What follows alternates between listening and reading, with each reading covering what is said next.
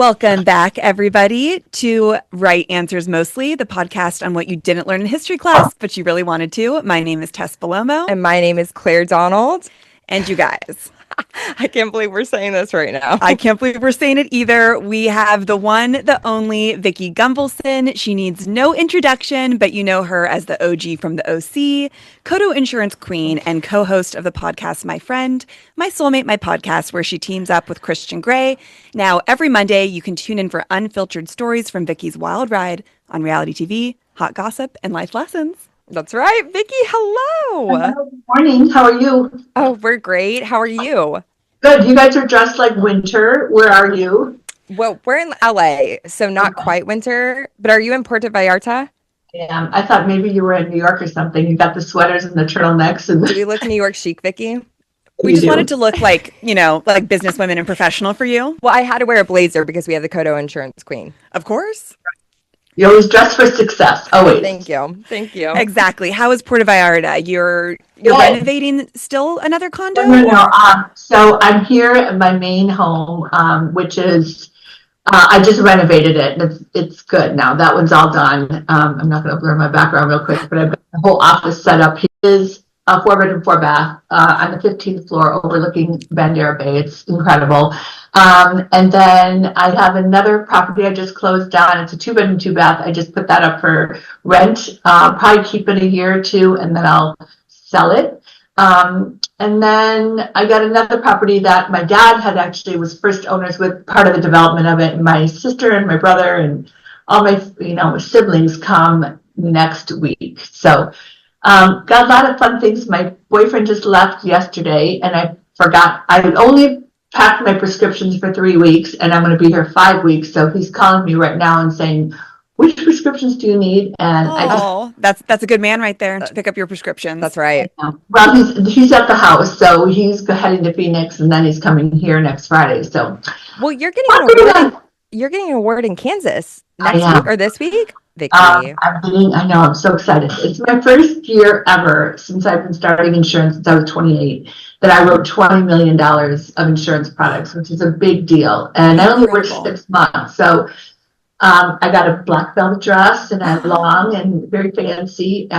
So I'm actually getting it tailored in town, and they charge $6. Oh my gosh, can you imagine? Okay, we're ready to go. Yeah, anytime you want to take us to Andale, like we're here. Well, we're ready to whoop it up. It's funny because although I started loving Andales and I went there a lot, but I'm not going there anymore because it's like I put that place on the map, and every time they give me a bill for a beer, I rip it up. I'm like, you're not charging me. As you should. So anyway, Michael and I are talking about starting our own bar, Whoop It Up with Vicki, and we're trying to find the perfect location. And when that happens, we're going to be taking on the Andale business. That is so fun. The real estate, the bars, like you are truly the representative for PV.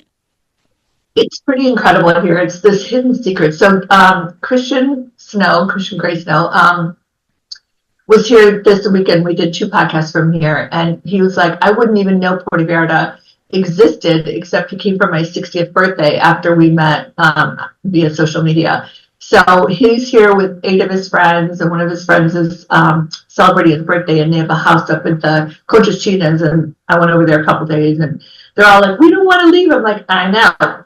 There's something that sucks you in here. So if you ladies have never been here yet, it's pretty magical. So. I did go on a bachelorette trip there. We were there for almost a week, actually. It was like a long bachelorette trip. Oh my God, that's where it was? That was. And I mean, it was amazing. Olivia's going to come here next month for her bachelorette party. Oh, fun. That's perfect. Yeah. Well, speaking of Christian, you guys have, My Friends, My Soulmate, My Podcast, which we love. It's so fun. So Christian and I... I'm turning my fan on a minute. Christian and I became really good friends, and then we're like, let's do a podcast, because I want our podcast to be different than all the other housewife podcasts talking crap about other shows. Yes. And I don't really watch TV anyway, so it was easy for me not to do a podcast about TV. We love that. Well, I love hearing about your personal life too, because I was listening to an episode, and you're not fond of your son Michael's girlfriend, no? They're not even dating anymore. Oh, they're not. They were I like her. I really love her as a person, but she was really expecting Michael to support her. And, he's 39 now and he works his butt off just like his mama. And the last thing we want is somebody to take advantage of us. And he's seen it happen, So I like her a lot. I just think she needs to maybe mature a little bit and not have her hand out for a check for, a credit card every time she wants to use you're protective. You guys have been burned before. Yeah. So. Well, and something that I love about Housewives and that it has taught me, I mean, also I had a single mother and she taught me this too, but like is the knowing your worth and not leaning on a man or any partner. And Vicki, you've been such an example of that. It's so true. Yeah. So we love that. I remember my mom was a stay-at-home mom. She raised 5 kids. And I remember my mom and my dad sitting me down, asking me what I wanted to do, like in my senior year, whether I wanted to go to college and I just want to be a housewife. I just want to, take care of my family, cook like my mom did, and have babies. And so I married a man at 21 and had Michael Brannon at 22 and 23. And the marriage was never going to work because he was a deadbeat dad. And then I remember my dad sitting me down and saying, you know what, you have to go get a career that you can support your family with or without a man. And it was the thing that like triggered my brain going, what if I get married again? And what if this person leaves me or dies and I'm sitting here with 2 kids never having a career? So it was instrumental in who I became that moment. It was like, I'm going to divorce my husband at 28 because he was not a good father, not a good supporter, nothing. And that's when I got my insurance license and then, went into, being able to support my family while I was married. And then that marriage didn't work either. So unfortunately, shit happens in life. And when you depend upon somebody else, you're going to pay for it some way, So brave. It is so brave. Was it interesting when you started Housewives that you were like one of a kind, that you were one of the only women that worked? Like, how did you feel when you met the other women that didn't? Yeah, that's a good question. So when Scott Dunlap came over and he's like, I want to film a reality show of living behind the gates in Coto Insurance. I'm like, why? Doesn't everybody work? And he's like, actually, no. We're going to put you with 5 or 6 women that don't work. I was trying to, teach Lori how to sell insurance because she was just getting divorced and she was not into it. She's like, I just want to be married. I said, yeah, most people do, but you still need to support yourself. And then Scott's like, we got a show here, right here, because you're the only one that's really focused on a career. And then put me with women that really didn't work. Jeannie Keough did work. So that was her and I. That's right. She did real estate? She still does. So that was good. Well, but we did it with other women. I was like, what do you do all day? They're like, oh, we go to the doctor, we go play racquetball, we golf. I'm like, you chase balls all day? Like, what in the world? There's no substance here. You're like, you go to the doctor every day? Are you okay? Botox it works down. I'm like, okay, and then what? Do you cook dinner for your family? No. What? So well, that was so iconic and honestly refreshing. Like when I go back and do Housewives rewatch and you're just saying this to women of like, you need to be doing something. You need to not be relying on your man. I'm sure that stuck with a lot of women. Did you just say, do you work, Vicki? Yeah, I always used to say, do you work? This is our favorite line in Housewives of all time. Of all time. We always look at each other and we go, do you work? We actually even created coffee mugs and a day planner and stuff Christian did. And then it says, do you work? Oh my God, we have to get Oh my gosh, it's everything. It's that. And you know what's sad? One day we're all going to die. Those are my 2 favorite. Christian and I were just together and he had said something like, oh my God, this place is incredible. I'm like, one day we're all going to die. He said, you're like, just to remind you, nothing lasts forever. Exactly. Well, should we do some fun? Yeah, let's get into some games, Vicki, if you're down. We have Love It or Leave It Housewives Edition, okay? So we're going to ask you about something, and you're going to say if you love it or you leave it. All right. Okay, so number 1, when a housewife brings her husband to a girls' trip. Leave it. Like, I remember when Slade came, I'm like, what is he doing here? That was disgusting behavior. This trash behavior. Yeah, he just wasn't also, why would you want to be there if you're a man? Like, and why would you want your husband to be there if you're a girl? Like, absolutely. It's more fun with the girls. Mm-hmm. We love anywhere near me filming. I just was like, this is my thing. Good. Mm-hmm. Number 2, when the drinking on a girls' trip starts before 10 a.m. Lita, I think nothing good's going to happen the rest of the day. That's true. Even if it's a Bloody Mary, it's scary. I know, but we're going to do it. Yeah. When a new housewife comes on the show who doesn't have a job. it creates conflict for me. I guess Bravo likes that. So Yeah. That's true. That's fair. Number 4, a housewife getting her sole income from Housewives and not starting any businesses from the success of Housewives. Like when someone's just kind of free floating. That's an interesting thing. So when they do start a business from being famous, I call bullshit. Like, what are you doing? It's not going to last. Like, look at all the things Gretchen brought, you know. And there were some things I did too, thinking I could propel it. But the bottom line is I went back to my career, back to my business. You know, I tried a vodka line, I tried a Jean line with Michael Costello really in the very beginning. Like, it doesn't work. I mean, you're only good at that episode that you show it, and it doesn't sustain. So Yeah, you've always had that anchor, which is important. And that's a good lesson. That's so interesting. A Housewives only group chat. you got to have that. You Are always have you to. are you in one right now?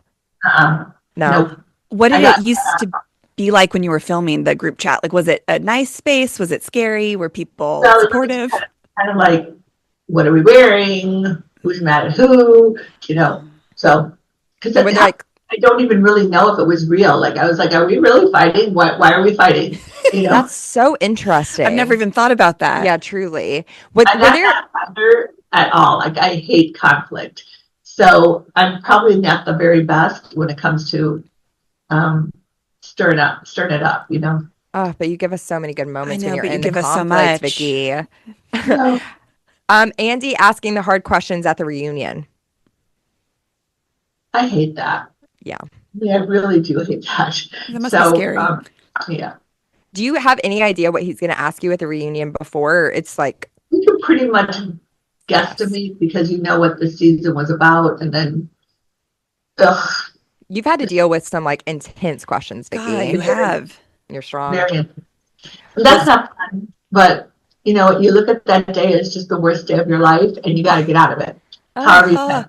What do you do after? Like, Well, if we all make up and do the fake hug, then we usually go out for dinner. One year with the Brooks thing, I had my girlfriends come up in a limo and we went to dinner. I was like, just come up and save me because I hate everybody right now. you're like, I need my girls. Yeah, you're actual girls Yeah. and not like Tamra. No, my real. But Yes. That's a good transition. Yes. We have some listener questions. One of which being, what's the update on you and Tamra? I haven't spoken to her in, God, maybe a year. But I talked to her when we filmed last season briefly.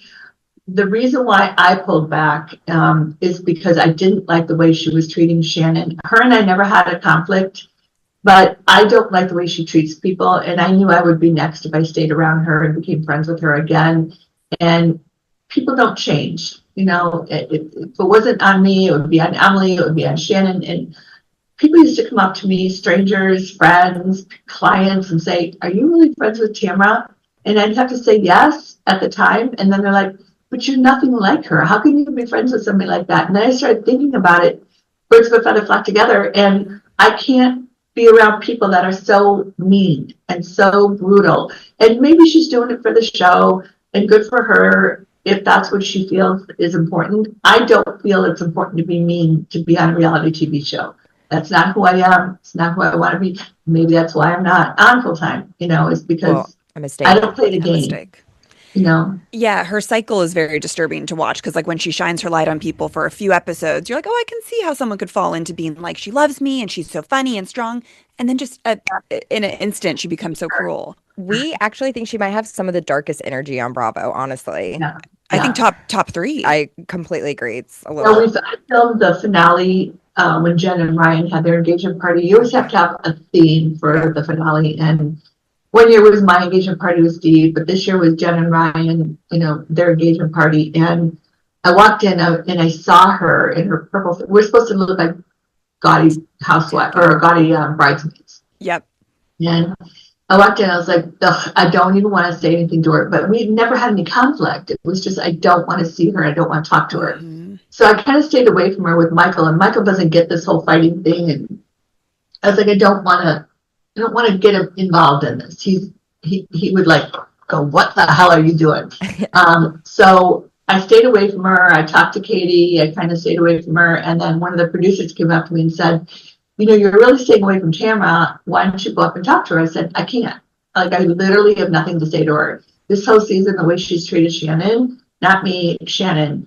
I don't subscribe to it. I don't want to be around it. And all of a sudden, the next day, I said to Michael, I said, we have to go because they're going to push me into talking with her. And I don't want to talk to her at all. So we left. And that was probably my demise on a full-time thing because I'm not there anymore. I could have years ago gone up to her and said, you're nasty. You talk shitty to Shannon and Tamra and all the other housewives. She targets somebody every year. Last year it was Heather. This year it was Shannon. The previous year it was it's every year. It's exhausting. So that we can create a really good show without hurting people. So when I left, I said to Michael, I said, this is my nail in the coffin. I said, they don't want me to walk away. They want me to confront you. Very healthy boundary. Well, and so how did that feel watching Shannon and Tamra hugging on the reunion? Like, it's bullshit. I didn't like it, and I knew they had to keep their jobs. That was my gut. And Tamra's very good at sucking you in. She's very good at defending herself, and she's very good at defending what she did. So I didn't like it, but it's what they have to do. I get it. Yeah, it's almost shocking to me to see how Heather bounces back to her so quickly. For what? Why does Heather want to do this show? Yes. When she's as wealthy as she is. She doesn't even live in Orange County. She's got a place up in LA. I mean, why would she want to do this show? We had the same thought this season. But don't you think it's just to be famous? Like, everyone wants fame? Well, she's already famous, and her husband's already famous. My manager years ago used to say there's two types of people. One that want to be famous and one that want to be rich but not famous. Heather's both. She has both. Yeah, she doesn't need it. If you've got a lot of money and you're not famous, you want to be famous. And then you're famous, you want a lot of money. So it's like this thing. She's got the money, she's got the fame. I just don't get it. I don't know how it could be fun. She told me at one time she wanted to showcase her family. Well, she's done that. But I just don't get it. I mean, I did it for the fun and for the money.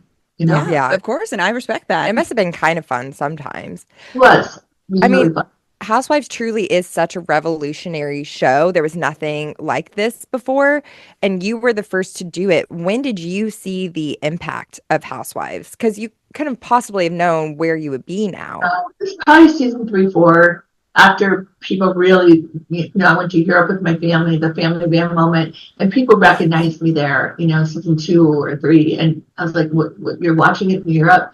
That was crazy, but it was starting this phenomenon of housewives, Yeah, it was such like a special time too, because it was before social media, and it was like you guys were just existing, and it wasn't about, Instagram or, all the deals that you were getting. Like, it was just so pure, and we always go back and watch vintage Housewives because it's so comforting. I enjoyed those times much better. Now the girls are getting on and they're trying to figure out what their reality is. It's like, just film your reality. Exactly. Well, that's why like a lot of people don't like the new New York, because it doesn't feel authentic. Did you hear about the prank that they did on New York?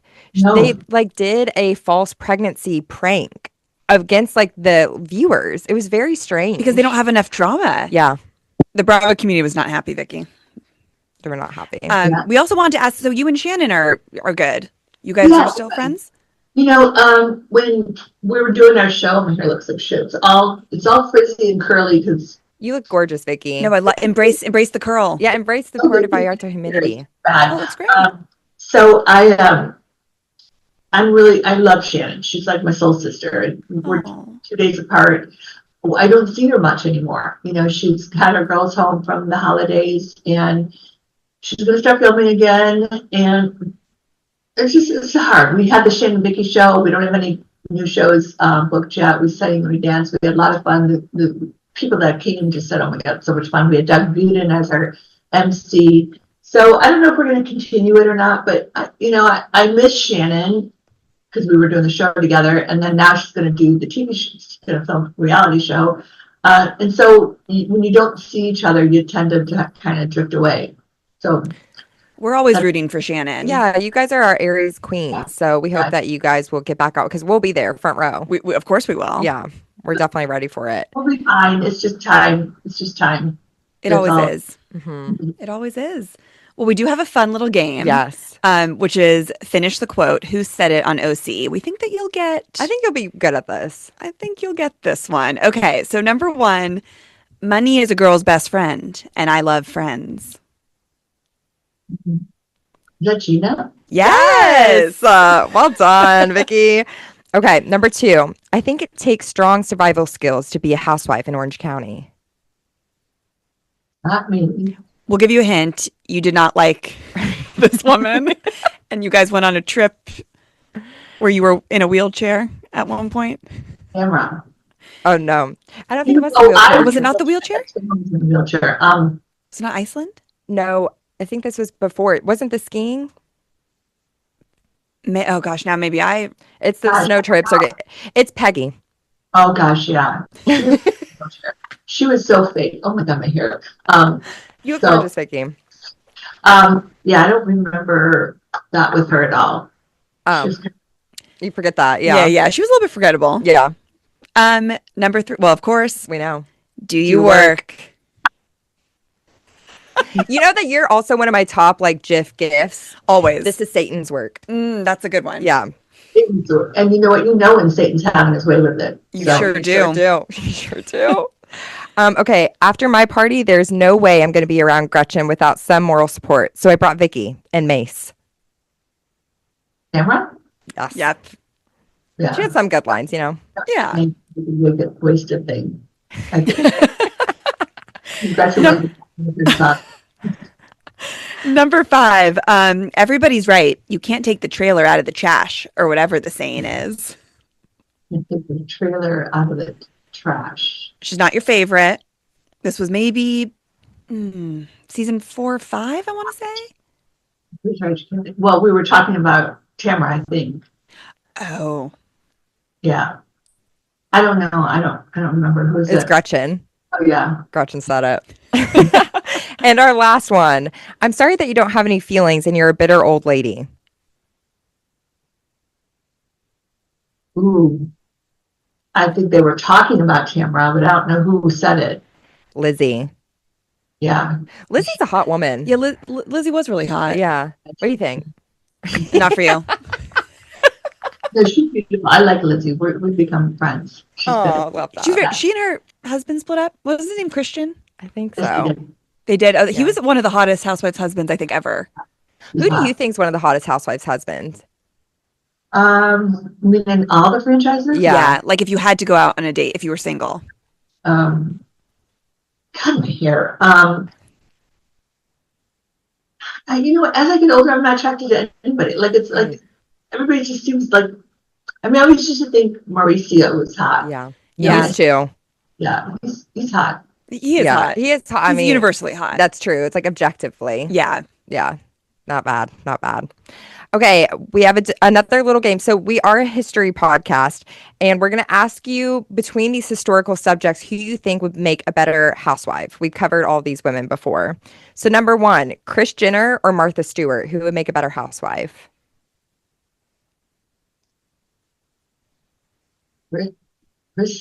No, Martha Stewart. I agree. I think she would like cut to the bone more. Because she's a cold, smart woman Yeah. and so rich. I mean, so is Kris So Jenner. rich. Yeah, that's true. Number two, Marie Antoinette or Queen Victoria. Queen Victoria. Great answer, Vicki. Number three, Judy Garland or Grace Kelly? Grace Kelly. I love class. Oh, So I do love- we.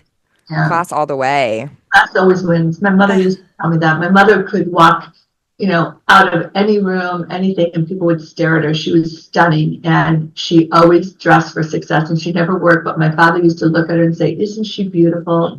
Look at her." And she looked like, just a Grace Kelly, and she was very much similar looking to Elizabeth Taylor. My Oh. mother loved Oh Elizabeth my Taylor. God. Taylor and Richard Burton fell in love here in Puerto Vallarta. So that's when my parents ended up, buying their first place here, because my mother was enthralled with Elizabeth Taylor. And they had a house up here. They have a couple restaurants, and she's got a star. And it's just a very Elizabeth Taylor, Richard Burton love story from here. And the first movie together, they fell in love, and it's just very romantic of a place here. But my mother looked very similar. She was dark hair, dark eyes, and looked like my dad with the blonde hair and the German looking. My mom was part Spanish. So it was very, she was always said, no matter where you go, what you do, you dress for success. And she could go to the grocery store. She could, shop at Randhurst in Mount Prospect, Illinois. She was always so beautiful. And I think that emulated into wherever you go, whatever you do, you never know who you're going to meet. On an airplane, when I see some people get on airplanes with pajamas on, I'm like, my mother would kill you, you got to dress for success. So. Oh, she sounds so lovely. Such good advice, too. And how special that now you get to go to Puerto Vallarta and think of your parents. Yes. And Elizabeth Taylor. And Elizabeth Taylor. Yeah, I mean, one of the most beautiful women in the world. Who know Puerto Vallarta was so ram-coated. Truly. Okay, Patty Hearst or Amanda Knox? I don't know who Amanda Knox is. Oh, you don't? Oh, Vicki, listen to our episode. It's a wild ride. There's a show coming out on her, too. It's true crime. So Patty Hearst, maybe, then? Okay, yeah. So one thing that you ladies don't know, I don't listen to podcasts very much, and I don't watch TV. Okay. So I have a whole plethora of books to read and self-help books and how to be better in my business practice. So if I'm going to do anything on my downtime, it's either going to exercise or it's going to read to be better. Fair enough. Fair. Fair enough. We respect it. Yeah, we do. Reading some books from my church. So, is God real? Like all those different things. I know God's real, but I want to strengthen my faith. I want to get better in my business. I'm going on a bunch of different trips this year on how to build my practice and how to be a better boss and how to be a better professional agent. And just always, if I'm going to spend time doing something, it's going to better me. And if I'm not doing that, then I'm wasting time. So, well, we love that. Speaking of business, what advice would you have for Claire and I? We've had this company for, podcast and business for 3 years. What would you advise? Is this your sole source of income? Yeah. Yeah. Good for you. Well, we'll have to have a conversation because my podcast is doing well, but it's not my sole source of income. Oh, let's chat. Yeah, we'll chat. Yeah, chat. I just, surround yourself by people who are successful. That's always my biggest thing. Emulate to somebody else that they're doing whatever and you're doing, following that path.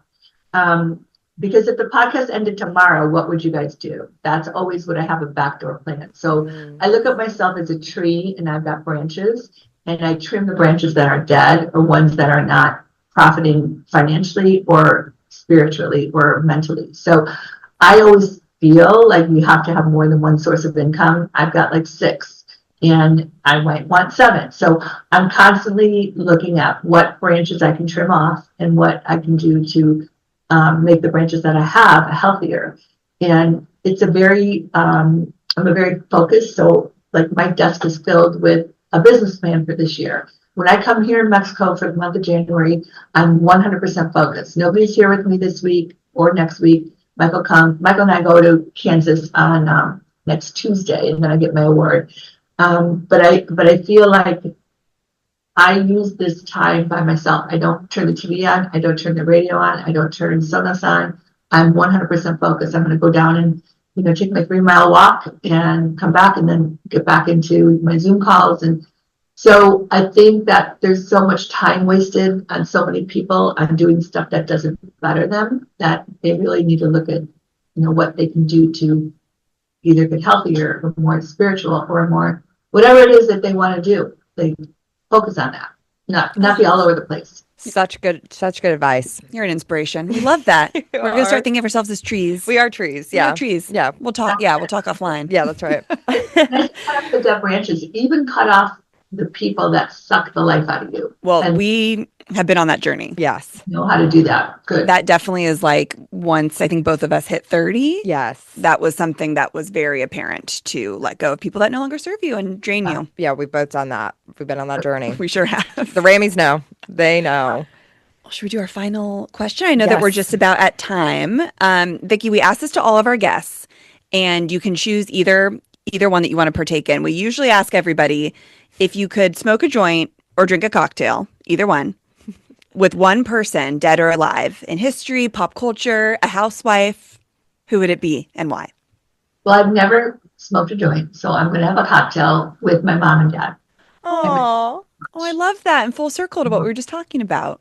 I miss my parents so much. And Yeah. when my mom used to hate me filming. She used to hate me filming. She thought it was a stupid show. Said it was embarrassing. Why are you doing this?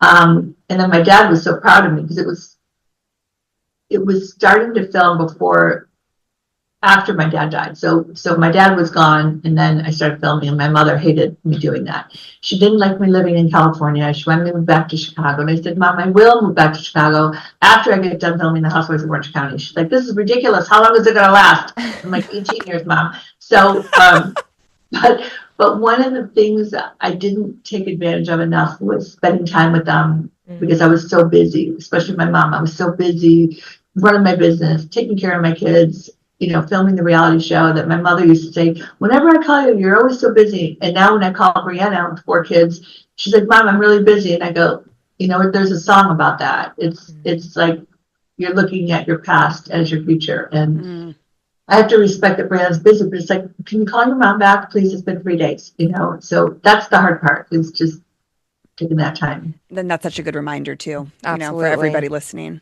Yeah. Call your moms. Call your moms. Yeah. Vicki, thank you so much. We know you're so busy. So we really appreciate you taking the time out for us. This has been a highlight in our careers, Yes, for sure. It absolutely has. And everyone, please make sure and listen to My Friend, My Soulmate, my podcast. Do you have anything else you want to promote, Vicki? And make sure, if you are either a single mom or you're married or whatever, make sure that you have life insurance, because if your breadwinner goes away, you go to www.cotoinsurance.com, because death happens every day. I always used to say, the cemetery is filled with people that didn't expect to die. Wow. Guys, death happens every day. Take that. Take that and go to Coto Insurance. Yeah. That's right. Oh, Vicki, we adore you. Thank you so much. Yes, this was such a gift. Thank you, Vicki.